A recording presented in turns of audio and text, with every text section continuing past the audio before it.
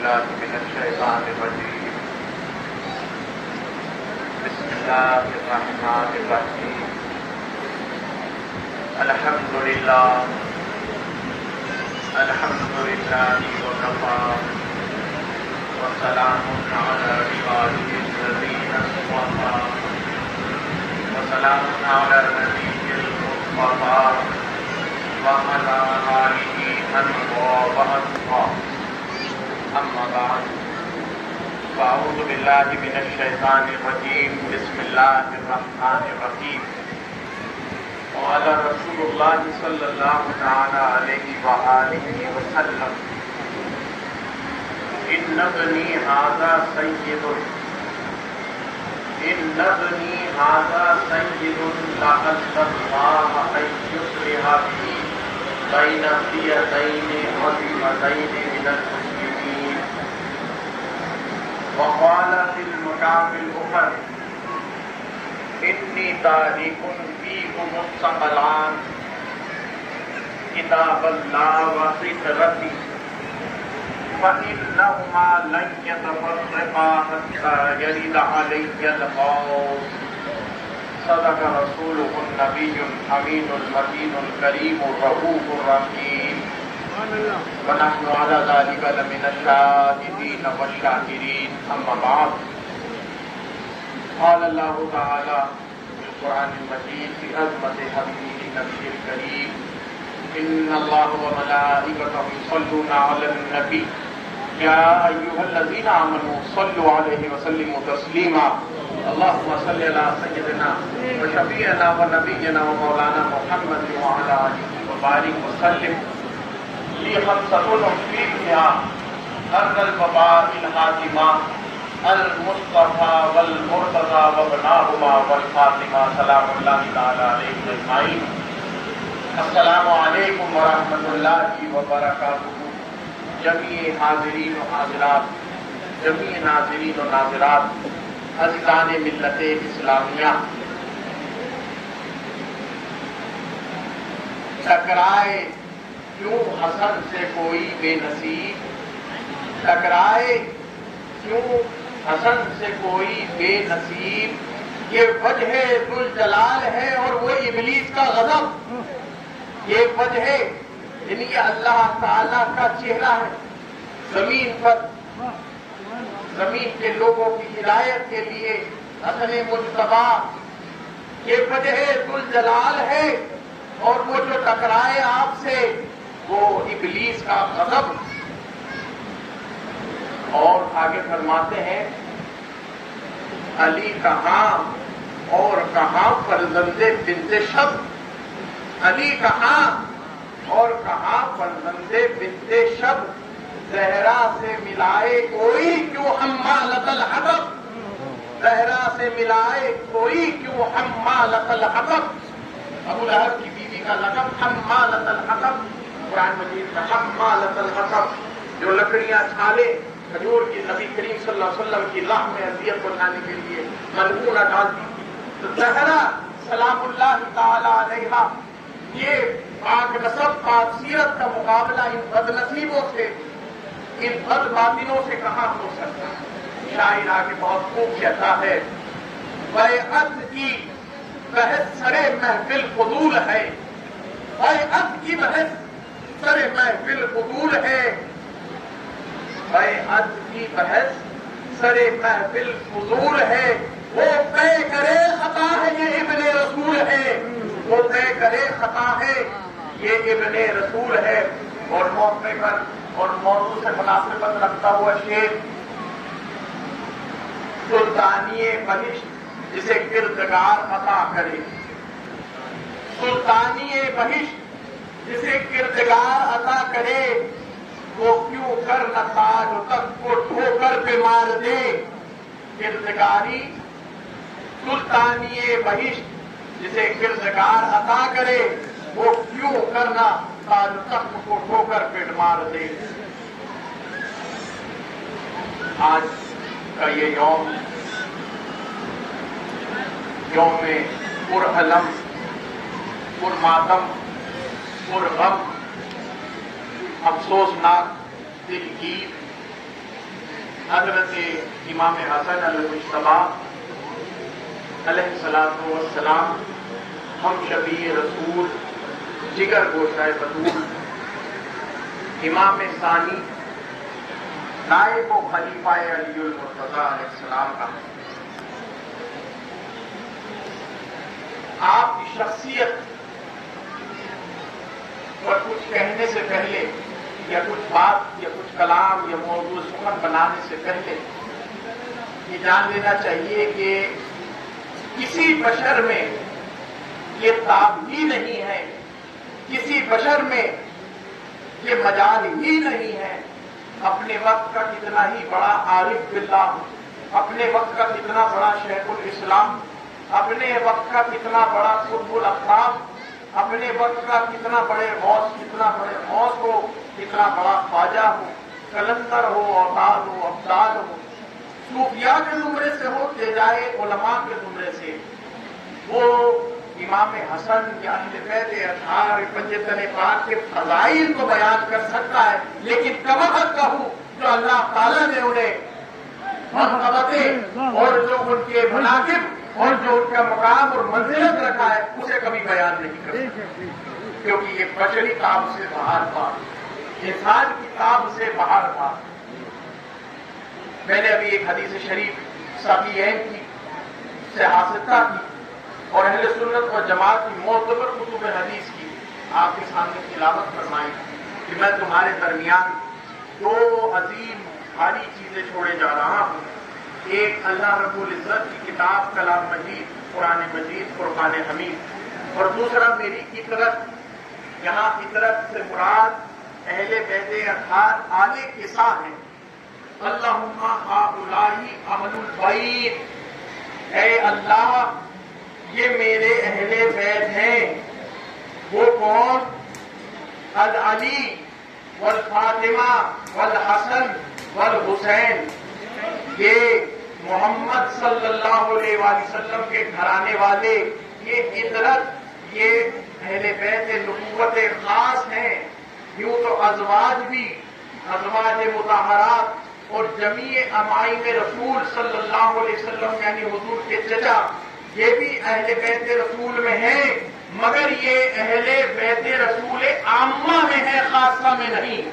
اہل بیت رسول خاصہ میں اطرت رسول پنجتن پاک 12 امام ہیں۔ یہ بہت کھلی صاف شفاف بات اور اہل سنت و جماعت کا عقیدہ ہے کہ اطرت رسول وہ جنہیں اللہ کے رسول نے چادر تطہیر میں لیا، وہ جو نسل فاطمی ہے، وہ جو حسنی حسینی سید ہیں، وہ جن کے نانا نبی کریم صلی اللہ علیہ وآلہ وسلم، یہ اطرت رسول ہے۔ میں تمہارے درمیان دو عظیم چیزیں چھوڑے جا رہا ہوں، قرآن مجید فرقان حمید اللہ کا کلام مجید، اور میری اطرت، میری آل، میری اولاد، یہ قیامت کے روز حوض کوثر پر مجھے ایسے ہی ملیں گے جیسے میں انہیں یہاں چھوڑے جا رہا ہوں۔ اللہ اکبر۔ یعنی جس طرح قرآن مجید کے کسی آیت میں، کسی سورہ میں، کسی حرف میں، کسی نقطے پر، کسی لفظ میں، کسی اعراب میں کوئی تغیر، کوئی بدل نہیں ہو سکتا، اہل بیت اطہار رسالت میں بھی کسی قسم کا کوئی نہ نقص، نہ کسی قسم کی کوئی پلیدی، نہ کسی قسم کی کوئی خبث، نہ کسی قسم کی کوئی نجاست آ سکتی ہے۔ جیسا میں نے انہیں اپنے جانے کے وقت پر اپنے تربیت میں جو ان کو میں نے اوصاف اور جو ان کے اندر میں نے نور ہدایت روشن کیا ہے، اسی نور ہدایت کے ساتھ اہل بیت اطہار میرے پاس روز قیامت کو پہنچیں گی۔ اے امت رسول، اے محمد عربی کی امت، اے ملت اسلامیہ، تمہارے درمیان فقط نبی کے ارشاد مبارک کے وجہ، ارشاد مبارک نبی کریم صلی اللہ علیہ وآلہ وسلم کا واضح ہے، قطعی ہے، قطعی ثبوت بھی ہے، قطعی دلالہ بھی ہے اہل سنت و جماعت کی معتبر کتب میں صحافتہ میں احادیث بھری پڑی ہیں کہ یہ صرف دو عظیم کیا ایک کتاب اللہ اور اطرت میری اہل بیت اطہار، تیسرا کسی کا نام نہیں لیا۔ دیکھیں ایک بات کہ لائق تقلید ایک الگ چیز ہوتا ہے، اس کو آپ غور سے سن لیں اس فلسفے کو۔ ایک ہوتا ہے لائق تقلید اور ایک ہوتا ہے واجب تقلید۔ ایک مثال کے طور پہ کہ فلاں شخص اچھی نماز ادا کر رہے ہیں، فلاں امام کی قرأت اچھی ہے، فلاں امام حدیث کے فن میں بہت بہترین عبور رکھتے ہیں، فلاں امام فلاں خطیب بہترین خطابت کرتے ہیں، تو میں ان کی اتباع کروں گا اپنی شوق سے، اپنے موقع سے۔ لائق تقلید ہے، کوئی ان میں کوئی خرابی نہیں، کر بھی سکتے ہیں نہیں بھی کر سکتے ہیں، مگر قرآن اور اہل بیت واجب تقلید ہیں، واجب اطاعت ہیں۔ ان کی تقلید سے، ان کی اطاعت سے جو ہٹے گا وہ گمراہ بددین و فاسق و جہنمی ہے۔ ان کی اطاعت و پرہیزگاری، ان کی اطاعت سے جو منہ حق اگر پھرتا ہے تو وہ فاسق و جہنمی ہے۔ تیسری کسی شخصیت کا نام نہیں لیا۔ اب کوئی حضرت توجہ چاہتا ہوں، اب کوئی کسی تیسرے کو شخصیت ہو یا مسلک ہو یا مذہب ہو یا دین ہو یا کوئی بھی اپنے زمانے کا بہت بڑا خطیب ہو، مولوی ہو، عارف ہو، صوفی ہو، اسے تیسرے گروہ میں ڈالنا چاہتا ہے بنا کر، تو وہ رسول اللہ صلی اللہ علیہ وسلم کے اس حدیث ثقلان کے فرمان سے بالکل باہر ہے۔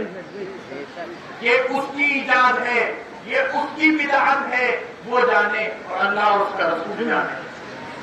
یہاں ہمیں حکم اللہ کے رسول نے کتاب اللہ کا اور اطرت کا دیا ہے، تیسری کسی فرد کا، تیسرے کسی شخصیت کا، تیسرے کسی مسلک و مذہب کا اللہ کے رسول نے ذکر نہیں کیا۔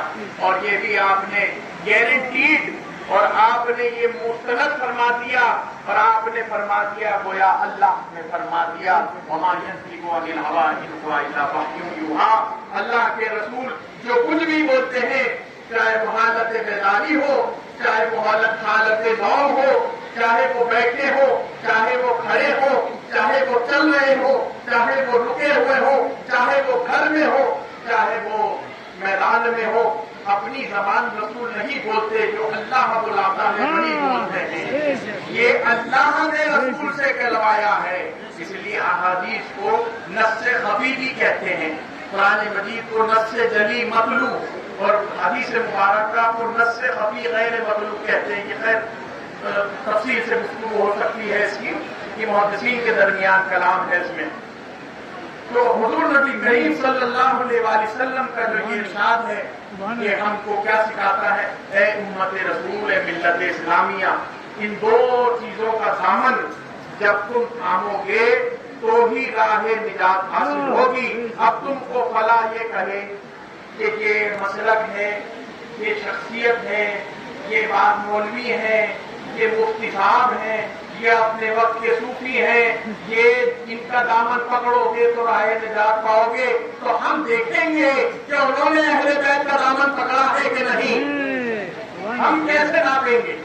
ہمیں پیمانہ مل گیا، ہمیں پیمانہ صحیح و غلط کا پیمانہ مل گیا کہ جب ہم کسی کی تقلید، ہم کسی کی اتباع کریں گے تو ہم یہ دیکھیں گے وہ قرآن و سنت کے مطابق اس کی عمل ہے کہ نہیں، وہ آل رسول سے مودت و محبت رکھتا ہے کہ نہیں، اور اگر اس میں ذرہ برابر بھی کمی پائی گئی، اپنے وقت کا کتنا ہی بڑا مولوی ہو، کتنا ہی بڑا مفتی ہو، کتنا ہی بڑا صوفی ہو، وہ صوفی نہیں، وہ کوفی ہوگا، وہ مولوی نہیں ہو سکتا، وہ گمراہ، وہ ابلیس کا نائب ہوگا۔ بے شک بے شک۔ تو اللہ کے رسول صلی اللہ علیہ وسلم کا واضح فرمان امت میں آپ دو بھاری چیزیں چھوڑ کے گئے۔ اللہ کے رسول صلی اللہ علیہ وسلم کے اس فرمان عالی شان کا فی الوقت امت رسول نے کیا حال کیا ہے؟ نہ قرآن کا دامن ہاتھ میں ہے، نہ اہل بیت رسول کا دامن ہاتھ میں ہے، اور جو مصائب اور جو مظالم اہل بیت رسول پر ٹوٹے اور جو امت نے ظلم و ستم کیا، آج بھی فضائل و مناقب بیان کیے جا رہے ہیں ظالموں کے، اور جو مظلوم ہیں جن کے اوپر ظلم کیا گیا، جن پر زود و کوب کی گئی، جن کی حق تلفیاں کی گئی، جن کو برسر منبر سب و شتم کیا گیا، لعنتیں بھیجی گئی، آج ان کے ذکر سے محفلیں خاموش ہیں۔ کتنے لوگ ہیں آج، اس سے برصغیر ہندوستان کی بات کرتا ہوں، کتنی محفلیں، کتنی درگاہیں، خانقاہیں جو امام حسن علیہ السلام کا ذکر کر رہے ہیں، وہ خاموش ہیں۔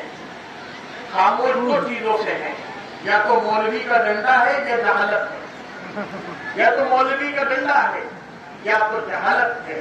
میں ایک بات یہاں پر کہتے چلوں، اصلاح کلام میں مجھے یاد آ گئی، موجودہ تناظر میں حضرت جو مسئلہ چل رہا ہے، اس تناظر میں ہم یوں اہل سنت و جماعت کے پابند ہیں، مسلک اہل سنت و جماعت کے پابند ہیں۔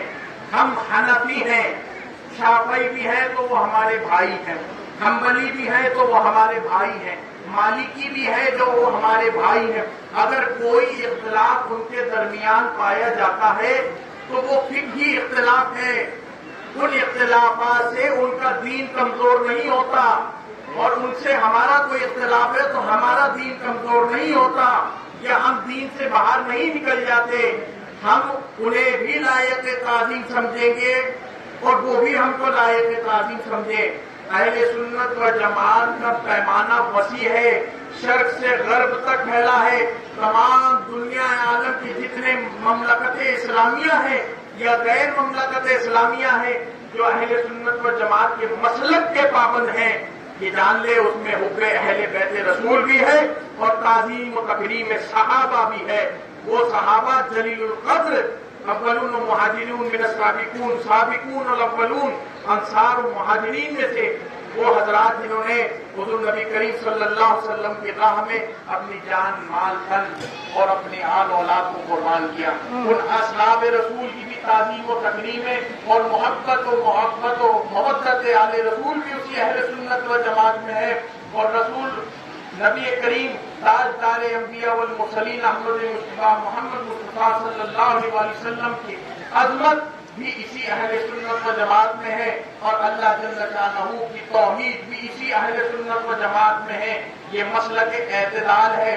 کوئی ہم کو یہ کہے کہ فلاں ہم مسلک کے پیروکار ہیں، فلاں مسلک کے پیروکار ہیں، فلاں مسلک کے پیروکار ہیں، تو میں ایک بات آپ لوگوں کو عرض کرتا چلوں، اگر مسلک کی پابندی ہو جائے کہ یہ مسلک اس شہر سے چلے گا، یہ مسلک فلاں شخصیت سے چلے گا، یہ مسلک اس مفتی کے نام پر ہو گیا، یہ مسلک اس صوفی کے نام پر ہو گیا، یہ مسلک اس دیار کا ہو گیا، یہ اس شہر کا ہو گیا، یہ اس خطے کا ہو گیا، تو ہندوستان میں پھر اگر مسلک کی بات ہوگی تو مسلک غریب نواز ہے۔ اگر یہ بات ہے، چڑ والوں کی بات کر رہا ہوں، اگر یہ بات ہے کہ مسلک شہروں سے، خطوں سے، ضلعوں سے، ذاتوں سے، شخصیتوں سے، علماء سے، صوفیہ سے منسوخ کر کے چلایا جائے گا تو یہ اعلانیہ کہہ دوں کہ پھر مسلک اہل سنت ہندوستان میں مسلک غریب نواز ہے، اور اس کا کوئی دوسرا نام نہیں ہے۔ اور یہی مسلک اہل سنت و جماعت ہے کہ جس کے پیروکار غریب نواز بھی ہیں، قطب الدین بختیاری کافی بھی ہیں، فرید الدین گنج شکر بھی ہیں، نظام الدین اولیاء بھی ہیں، نصیر الدین چراغ دہلوی بھی ہیں، بندہ نواز گیسو دراز بھی ہیں۔ یہ سب سادات حسینی، حسنی، حسینی ہیں۔ یہ انہی کا گلے گلزار ہے جو ہندوستان میں آ کر اسلام کی تبلیغ کی ہے۔ خیر، میں موضوع سخن پر آتا ہوں وہیں پہ کہ امام حسن علیہ السلام کی شہادت آج کے زمانے میں بڑی موڑ توڑ کر رد و بدل کے ساتھ اپنی باطل خیالی اور باطل اوہام اور باطل نظریات اور فکر کے ذریعے چلائے جا رہے ہیں۔ یہ بات یاد رکھنی چاہیے، اہل سنت و جماعت کا مستند نظریہ ہے، ائمہ نے لکھا ہے، شاہ ولی اللہ، شاہ عبدالعزیز، شاہ عبدالحق محدث دہلوی جیسے حضرات نے، جنہیں اہل سنت مستند اپنا ائمہ مانتی ہے، یہ لکھا ہے کہ اہل بیت اطہار آل رسول سے ظاہری خلافت کو ظالموں نے چھینی، جبر و تشدد کے ذریعے۔ آپ حضرات کو چاہے مولائے کائنات کی زندگی اٹھا لیں، چاہے امام حسن، اس کے بعد تو خلافت ملی ہی نہیں، موقع ہی نہیں ہوا، سب جابر حکمرانوں نے خلافت ہڑپ لی، مگر جو مدت حضرت مولائے کائنات امام حسن المصطفیٰ کو ملی، یہ مدت خلافت یہ صرف تبرکن تھی کہ یہ خلافت ظاہری میں آ کے بھی اپنا قدم رکھ دے، اسے بھی مبارک کر دے۔ اللہ تبارک و تعالی نے خلافت باطنی، ولایت مطلقہ، امامت کبریٰ، امام زمانہ بنا کر ان کی تمام نسلوں کو اس دنیا کے لیے رشد و ہدایت کے لیے بھیجا ہے۔ ظاہری خلافت چاہے وہ 30 سال کی مدت کی ہو، چاہے 200 سال کی مدت کی ہو، چاہے وہ خلافت راشدہ کا دور ہو، چاہے وہ ملوکیت کا دور ہو، اہل بیت اطہار آل رسول یہ وہ ہستیاں ہیں کہ جنہوں نے خلافت راشدہ، خلافت ظاہرہ کو اور مضبوط و مستحکم کیا ہے، منور و متجلی کیا ہے، ورنہ اللہ تبارک و تعالیٰ نے ان کے لیے خلافت باطنی روز ازل تک، روز اول تک، قیامت کے روز تک مہدی موعود کی شکل میں ان کے سپرد خلافت باطنی کی ہے۔ یہ نہیں بھی رہیں گے دنیا میں، پھر بھی ان کی خلافت جاری و ساری رہے گی۔ یہ موجود نہیں ہوں گے اس زمانے میں، یہ موجود نہیں ہوں گے اس مکان میں، پھر بھی غریب نواز کی شکل میں دکھیں گے، نہیں ہوں گے موجود پھر بھی جعفر صادق کی شکل میں دکھیں گے، نہیں ہوں گے موجود پھر بھی حسن عسکری کی شکل میں نظر آئیں گے، نہیں ہوں گے موجود پھر بھی امام مہدی کی شکل میں نظر آئیں گے۔ ان کے لیے کسی تخت نشینی کی یا کسی وقت کی یا زمانے کی قید نہیں ہے، ہر وقت میں ان کی امامت ہے، ہر وقت میں ان کی ولایت، ہر مقام پہ ان کی ولایت ہے۔ اللہ تبارک و تعالیٰ نے ان کے سپرد وہ امامت و ولایت و خلافت کی ہے جو باطنی ہے، جو انتخابی نہیں ہے، عوام اسے چنتی نہیں ہے، اللہ اور اس کا رسول چنتا ہے، جو قرآن و حدیث و سنت کے مطابق، وہ قرآن اور حدیث کے سنت کے مطابق ان کی زندگی چلتی ہے، مستوار ہوتی ہے۔ ہم بڑا اوقات یہ دیکھ رہے ہیں کہ امام حسن علیہ السلام کے سورے کے حوالے سے میں نے ایک حدیث آپ لوگوں کے سامنے پڑھی، مشہور حدیث صحیح بخاری کی بھی ہے، سیاستہ کی بھی ہے، بلکہ اس پہ اجماع ہے اہل سنت کا کہ امام حسن علیہ السلام نے جو اپنی 5ویں خلافت میں 6ویں مہینے کے اختتام پر جو خلافت سپرد کی ہے، ایک بات غور طلب ہے، سننے لائق ہے ملت اسلامیہ، کہ جس دن سے امام حسن نے اس خلافت ظاہری سے، خلافت راشدہ سے منہ پھیرا، اس دن سے آج تک خلافت راشدہ قائم نہ ہو سکی، آج تک ملوکیت اور بادشاہت ہے۔ جس دن سے آل رسول نے ہاتھ اٹھا لیا، آج تک جبر و تشدد کی بادشاہت ہے، چاہے وہ سعودی عرب کی ہو، ایران کی ہو یا کہیں کی ہو۔ جب سے انہوں نے اپنا ہاتھ چھڑایا ہے، تب سے اس کے بعد سے خلافت راشدہ منہج نبوت قائم نہ ہو سکی، جو نبی کریم صلی اللہ علیہ وسلم کی سیرت پر چلتی ہو۔ وہ خلافت جو حضرت ابو بکر رضی اللہ عنہ کی تھی، وہ خلافت جو حضرت عمر رضی اللہ عنہ کی تھی، وہ خلافت جو حضرت عثمان غنی رضی اللہ عنہ کی تھی، وہ خلافت جو علی المرتضیٰ کی تھی، کرم اللہ وجہ المطہر، وہ خلافت جو امام حسن المجتبیٰ شہید کی تھی علیہ الصلوۃ والسلام، اور اس کے بعد دانتوں سے کاٹنے والی جبر و تشدد کی بادشاہت شروع ہو گئی۔ امام حسن کے 6 مہینے پورے ہوئے اور اس کے بعد پھر سے وہی فسادات شروع ہو گئے، وہی انتشارات شروع ہو گئے، وہی خون ریزیاں شروع ہو گئی، وہی شیعان علی جو مولا امام حسین علیہ السلام، مولا امام حسن علیہ السلام، مولا کائنات کے اور اہل بیت اطہار کے عاشق تھے، جو صحابہ کی بھی تعظیم کرتے تھے اور اہل بیت رسول کی مودت و محبت میں پیوستہ تھے، ان شیعان علی جنہیں شیعان اولا کہتے ہیں، ان حضرات کو پھر سے تنگ کیا جانے لگا۔ پھر سے ان کے درمیان سیاستیں رچی جانے لگی تو امام حسن علیہ السلام نے صلح کی پیش قدمی نہیں کی. یہ جھوٹ بولتا ہے مولوی. امام حسن علیہ السلام نے صلح کی پیش قدمی نہیں کی. صلح کی پیش قدمی سامنے کی طرف سے ہوئی. صلح کی پیش قدمی سامنے کی طرف سے ہوئی. مولائے کائنات خلافت سے نہیں ہٹے, دستبردار نہیں ہوئے. مولائے کائنات خلیفہ راشد امام وقت تھے, امام زمانہ تھے. ان کے خلاف جن لوگوں نے سازشیں کی, جن لوگوں نے سیاستیں کی, ان کی وجوہات پر مولائے کائنات کی شہادت ہوئی. اور انہی سیاستوں کی, یہ بزدلوں کی سیاست کی, یہ شامی کبابوں کی, یہ اموی سلطنتوں کی جو سیاستیں چمکی, انہوں نے جو امت میں انتشار ڈالا, جو خون بہانا چاہا اور خون بہایا اور اہل بیت رسول کی خلاف ورزی کی اور ممبروں سے ان کے اوپر سب و شتم کیا. ایک تاریخ رقم ہے. یہ تاریخ ہر کوئی نہیں بتاتا. اس لیے نہیں بتاتا کہ بعض لوگوں کو مسجد چھننے کا ڈر ہے, بعض لوگوں کو سجادگی چھننے کا ڈر ہے. حضرت, بعض لوگوں کو مسجد چھننے کا ڈر ہے, بعض لوگوں کو سجادگی چھننے کا ڈر ہے. وہ زمانہ بھی ایسا تھا کہ اس کی بیعت نہ کرو گے تو قتل کر دیے جاؤ گے, اس کی بیعت نہ کرو گے تو مسجد میں آنے کی اجازت نہیں ہوگی. آج بھی وہی خوارج کا دور ہے. اس مولوی کی اس مسئلہ کی اطاعت نہیں کرو گے تو اہل سنت سے باہر ہو, اس مسئلہ کی اطاعت نہیں کرو گے تو بددین و فاسق ہو. تم کون ہوتے ہو اہل سنت و جماعت کے نمائندے؟ تم کون ہوتے ہو؟ تمہیں حق کس نے دیا؟ تم جن کا نام لے کے اہل سنت کا کاروبار چلا رہے ہو وہ تو خود اہل سنت و جماعت کہتے تھے اپنے آپ کو. جن کا نام لے کر تم اہل سنت و جماعت کا نام بگاڑتے ہو وہ تو خود حسن و حسین کی غلامی میں تھے. وہ تو خود حسن و حسین کی غلامی میں تھے. اور اگر یہی بات ہے, اتنا ہی بڑا فخر ہے, اتنا ہی بڑا بحر العلوم ہے, اتنا ہی بڑا علم کا سرچشمہ ہے, تو پھر کسی آل رسول کے پاس جا کے بیعت ہونے کی ضرورت کیوں پڑی؟ خانقاہوں کی تلاش کیوں کی مولویوں نے؟ اگر یہی علم نجات دلانے والا ہے تو آل رسول کے در کو کیوں ڈھونڈا, کیوں بیعت کی آل رسول کے؟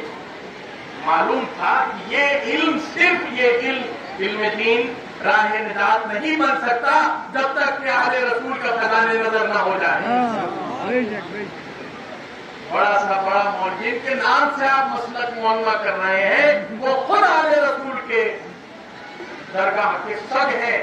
اور سگ بھی نہیں, سگ سے مجھ کو نسبت, سگ سے مجھ کو نسبت, در سے سگ سے میری نسبت, در سے سگ اور سگ سے میری نسبت. میں کتے کی نسبت سے زندہ ہوں یہ کہہ کے گئے ہیں.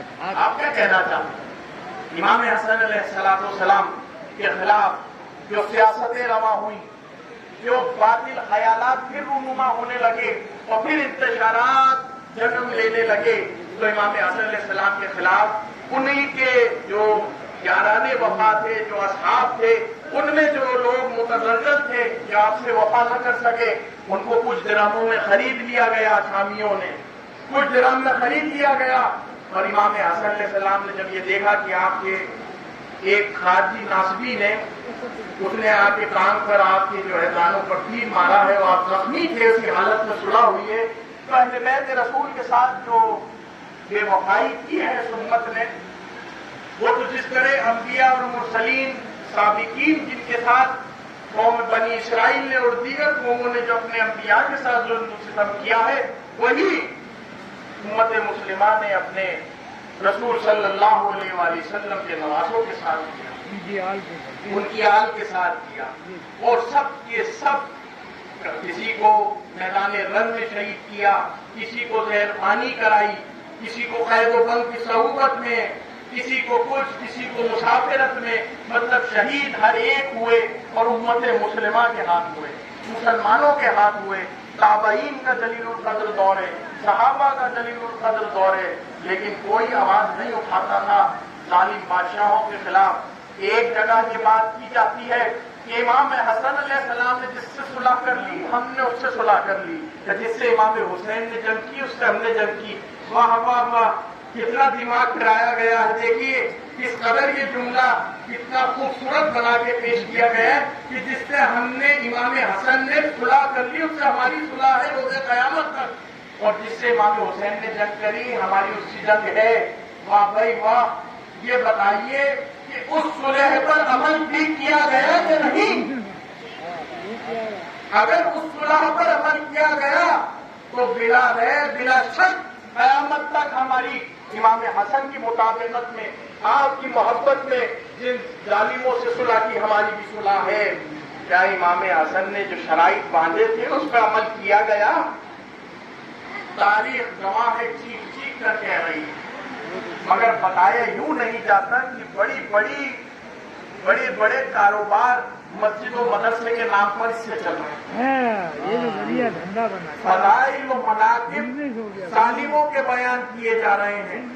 اس پر ثبوت رکھنا ہمارا منہج و مذہب تھا. ہم خاموش رہیں گے، نہ ہم فضائل و مناقب بیان کریں گے اور نہ سب کو شتم و لعنت کریں گے. اب بلکہ ہم ان ظالموں کا ذکر کرنا ہی اس طرح ناپسند کرتے ہیں کہ جس طرح کیچڑ کا پیر رکھنا.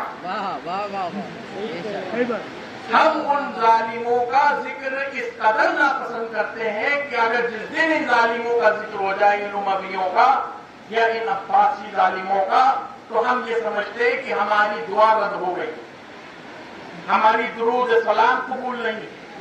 یہ ہمارے بزرگوں نے لکھا اپنی کتابوں میں. بہتر یہ ہے کہ آل رسول و اہل بیت کا ترانہ پڑھو، ان کی منقبتیں پڑھو. مگر تم جب چھیڑتے ہو اور بلا سوچے سمجھے اہل سنت و جماعت کا معیار خراب کرنے کی کوشش کرتے ہو، تو جواباً جب ہم تم کو کچھ کہتے ہیں تو تمہارے پاس صرف اموی دسترخوان سے تم نے حاصل کیا گالم گلوچ وہی تم کر سکتے ہو، اس کے سوا کچھ نہیں کرتے. شیعہ بنا سکتے ہو. دلائل کا جواب دلائل سے ہوتا ہے، قرآن کا جواب حدیث مبارک سے نہیں دیا جاتا. تو جب قرآن کا جواب حدیث سے نہیں دیا جائے گا تو کہاں آپ کی رائے، کہاں آپ کا قیاس اور کہاں آپ کے مولوی مفتی کا فتویٰ؟ قرآن کا جواب قرآن سے دیا جائے گا، حدیث کا جواب حدیث سے دیا جائے گا، اجتہاد کا جواب اجتہاد سے دیا جائے گا، قیاس کا جواب قیاس سے دیا جائے گا. قیاس قرآن کے مقابلے میں نہیں کھڑی کی جاتی ہے. یہ حرام ہے، یہ گناہ ہے، یہ گناہ کبیرہ ہے، یہ فسق ہے.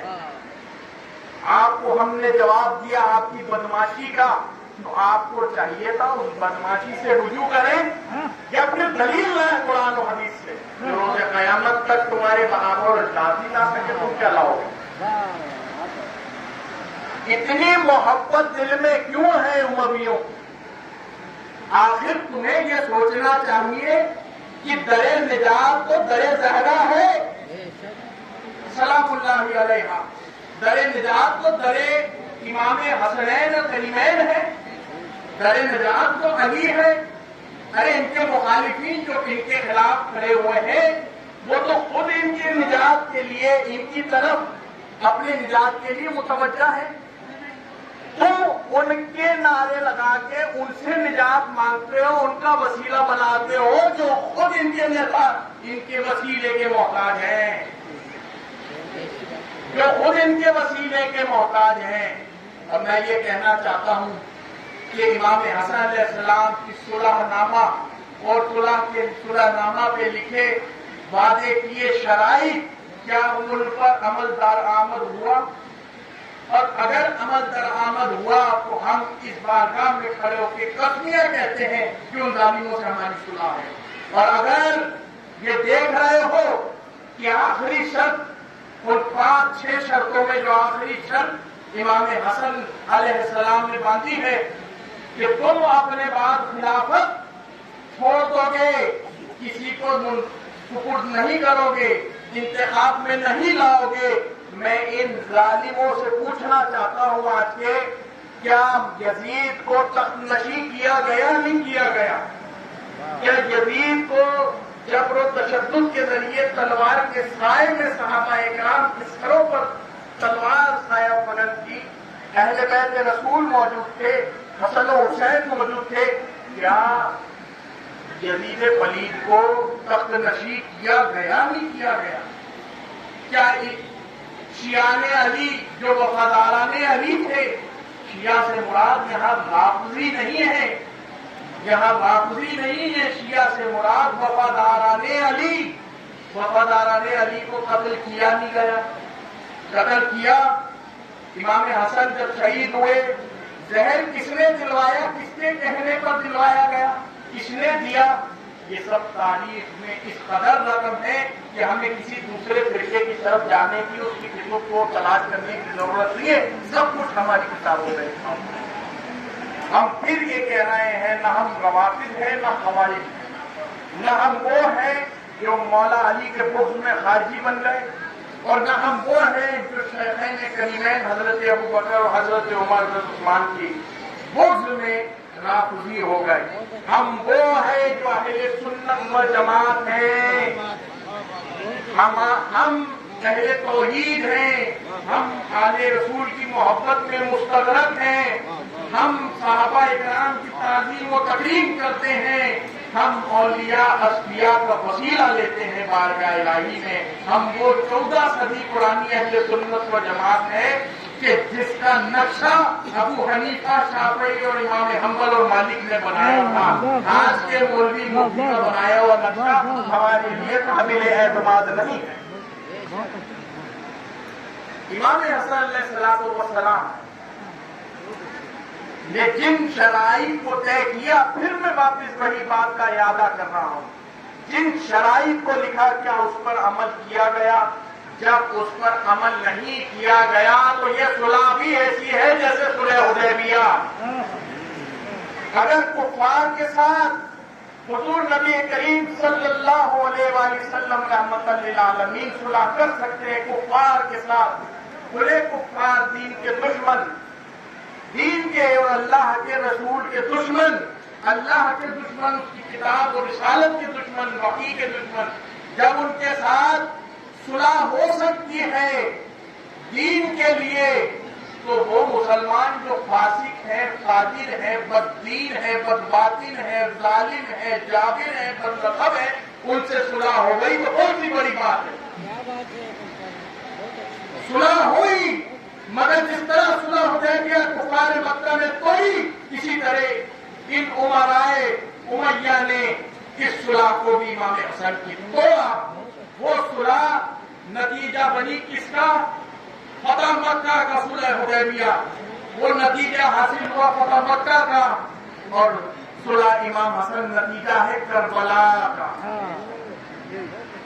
ہم اب کہیں گے کہ ہم حسنی بھی ہیں، حسینی بھی ہیں۔ ہم صلح حسن اس طرح مانتے ہیں جو تاریخ میں موجود ہے، اگر پوری ہوئی تو یہ صلح ہمارے سراغوں پر، اور اگر اسے توڑ دیا گیا تو ہمارے لیے اب حسین کے پیچھے، حسین کی محبت میں یزیدیوں اور امویوں سے انتقام لینا واجب ہو گیا۔ میں نے بالکل قول فیصل پیش کر دیا اور نتیجہ آپ کے سامنے لا کے رکھ دیا ہے۔ کوئی ضرورت نہیں ہے اس طریقے کی باطل تعویلوں اور تفسیر کی کہ جس کا کوئی سر نہ پاپ، جس کا کوئی تعلق نہ قرآن سے ہے، نہ حدیث سے ہے، نہ اسوہ رسول سے ہے، نہ اسوہ اہل بیت اطہار سے ہے۔ اور آخر میں یہ کہنا چاہتا ہوں آپ لوگوں سے، یہ ایسا موضوع ہے کہ جو اپنے وقت کا، اس زمانے کا اس قدر جلیل القدر موضوع ہے، اس قدر اہم موضوع ہے کہ اس پر ہر کوئی ہاتھ نہیں رکھ سکتا۔ دیکھیں، کربلا کا موضوع ہر خطیب بیان کر رہا ہے، کربلا امام حسین مظلوم تھے، ظالم یزید تھا، ہر کوئی بیان کر رہا ہے۔ ارے امام حسین نے بیعت نہیں کی، فاسق نے، ہر کوئی بیان کر رہا ہے۔ یہ کیوں نہیں بتا رہا کہ یزید آسمان سے اترا تھا یا اسے بٹھایا گیا تھا؟ یزید آسمان سے اترا تھا یا اسے بٹھایا گیا تھا؟ اسے بٹھایا گیا تھا۔ وہ ایک سسٹم کا حصہ تھا، وہ اس کرپشن اور سیاست کا حصہ تھا، وہ از خود نہیں بیٹھا تھا، اس کے ابا نے اسے بٹھایا تھا۔ اور یہ وہ سیاستیں جو آج زندہ ہوئی تھی امام حسین کے زمانے میں، یہ اس کی ابا کی دی ہوئی سیاستیں جو اس نے کربلا کے میدان میں عمل میں لائی۔ ہم یہ بالکل کھل کے بولنے کو تیار ہے، اس لیے ہر کوئی کربلا کی بات کرتا ہے، امام حسن پر آ کے خاموشی اختیار کرتا ہے، کف بلسان ہو جاتا ہے۔ ہم سکوت آج بھی منہج رکھتے ہیں اپنا، خاموشی. ہمارا یہ ہے کہ سامنے جو آئے امام مولا کائنات کے مقابلے میں ہو چاہے امام حسن کے مقابلے میں ہو، ہم خاموشی کو رکھنا مذہب اہل سنت مانتے ہیں، مذہب صوفیہ مانتے ہیں. مگر یہ سکوت کا اگر آپ یہ نتیجہ نکالتے ہیں کہ جن کے لیے ہم سکوت رکھ رہے ہیں وہ صاحب فضیلت ہو گئے، تو پھر ہمیں وہ چیزیں بیان کرنی پڑیں گی مجبوراً جس کے وہ حامل تھے، جس بد کرداری اور بد سیرتی کے وہ حامل تھے وہ ہمیں مجبوراً بیان کرنا پڑے گا. اس لیے بہتر یہ ہے کہ آپ فضائل اہل بیت بیان کریں، فضائل امیہ بیان نہ کریں. اور میں آخری میں آپ لوگوں کو تنبیہتاً نصیحتاً ایک بات یہاں کہتا ہوں کہ امام حسن علیہ السلام نے امت کے خاطر، امت کا خون نہ بہے، امت میں قتل و غارت گری عام نہ ہو، امت میں بے نظمی کا شکار نہ ہو، امت رشد و ہدایت سے نہ ہٹ جائے، اپنے نانا جان کے دین سے نہ ہٹ جائے. جو دین قرآن و حدیث سے ہم تک پہنچا، وہ دین جو اللہ کے رسول اہل بیت سے اور صحابہ سے پہنچا، اس دین سے یہ امت ہٹ نہ جائے، یہ دنیا داری کے پیچھے نہ لگ جائے. امام حسن نے اس تخت و تاج کو لازمان. آج درگاہوں پر بیٹھے سجادگان، خانقاہوں میں بیٹھے پیران عظام اور مساجد کے بڑے ائمہ اور خطباء اور مولوی حضرات، کیا ان لوگوں میں یہ وسعت ہے؟ کیا یہ جرأت ہے؟ کیا یہ جذبہ ایمانی ہے؟ کیا یہ ایثار ہے کہ جو دین پر آج معاملہ آ پڑا ہے، آج امت کا جو حال زار ہے، اور آج جو ہمارے ساتھ ہمیں کس طرح سے تنگ کیا جاتا ہے اور ہم کس طرح سیاستوں کا شکار اور دیوالہ ہوئے ہیں، کیا کسی ان لوگوں سے جو بڑے بڑے منصبوں پر فائز ہیں امام حسن علیہ السلام کی سنت پر عمل کرنے کی توفیق ہو رہی ہے؟ امام حسن علیہ السلام کی سنت پر عمل کرنے کی توفیق ہو رہی ہے؟ ہم آج بھی یہ کہتے ہیں، یہ تو بڑی بد مزاجی سے اس اصطلاح کو عام کر دیا گیا، صلح کلی. ہاں، ہم صلح کلی ہیں امت کے لیے، صلح کلی ہے امت کے لیے، ان کے لیے جو صلح بدی ہیں. ہر بد سے فاسق کو فاجر سے صلح کرتے ہیں لیکن نیکوکار سے صلح نہیں کرتے. ہم امت کے لیے، امت کی خیر خواہی کے لیے، ہم کسی بھی مسلک کا ہو، ہمارا دوست ہو یا دشمن ہو، مگر شرط یہ ہے کہ کلمہ لا الہ کا بولنے والا ہو، پڑھنے والا ہو، کلمہ لا الہ الا اللہ محمد رسول اللہ صلی اللہ علیہ وسلم. اگر اس پر وہ اس کا قائل ہے تو وہ کسی مسلک فرقے سے اگر تعلق رکھتا ہے تو ہم امام حسن علیہ السلام کی صلح پر عمل کریں گے کہ گرچہ وہ جانتے ہیں کہ یہ دین کا دشمن ہے، یہ آل رسول کا دشمن ہے، یہ قرآن کی آیتوں کا دشمن ہے، یہ رسول کے پیغام کا دشمن ہے، لیکن کیا کریں اگر اس سے صلح نہیں کی تو یہ خونہ ریزی عام کر دے گا. آج ہمیں یہی منہج اور یہی وسعت اور یہی ضمیر ہمارے اندر روشن ہونا چاہیے کہ امام حسن المصطفیٰ علیہ السلام کی اس صلح سے نصیحت ہے، نہ کہ اس صلح کو عوام الناس کے ذریعے عقائد بگاڑنے کے لیے پیش کیا جائے، بلکہ ہمارے اعمال سدھارنے کے لیے پیش کیا جائے کہ ہم امام حسن علیہ السلام کے پیروکار ہیں. تو یہ مسلکیوں کے لیے عنوان ہونا چاہیے جو مسلک پسند ہے، مسلک پسند ہے، جو افتاء پسند ہے، فتویٰ پسند ہے. کہ فتویٰ پسندی کوئی چیز نہیں ہوتی، مسلک پسندی کوئی چیز نہیں ہوتی. امت کو پسند کرو، رسول کے پیغام کو پسند کرو، قرآن کو پسند کرو. مسجد کو دیکھو، مسجد تو اللہ کا گھر ہے، مسجد تو اللہ کا گھر ہے، قرآن مجید تو اللہ کا کلام ہے.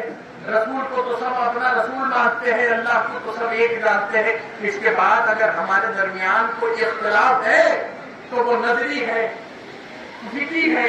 ہمارے درمیان اختلاف ہزار ہو سکتے ہیں، مگر ہم امام حسین، امام حسن علیہ السلام کی صلح نامہ پر عمل کرتے ہوئے ہمیں ایک اور نیک ہونا چاہیے اور امت کی خیر خواہی کے لیے عامل اور عمل کرنے والا ہونا چاہیے.